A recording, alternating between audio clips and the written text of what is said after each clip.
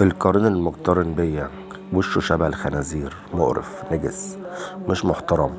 صوته وحش، صوته وحش أوي يا جماعة. صوته وحش وشكله نجس. قرين شكله نجس وسخ، متناك.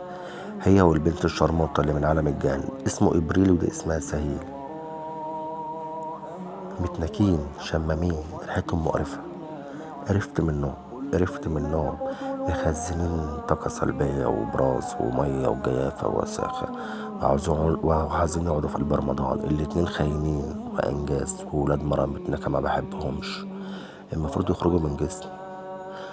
وربنا مبتليني 21 سنة وسوس الإرهاب الديني. رب متطرف، رب قليل أدب، رب يخنق، يا رب مش محترم عشان خاطر يبتلينا الابتلاءات دي.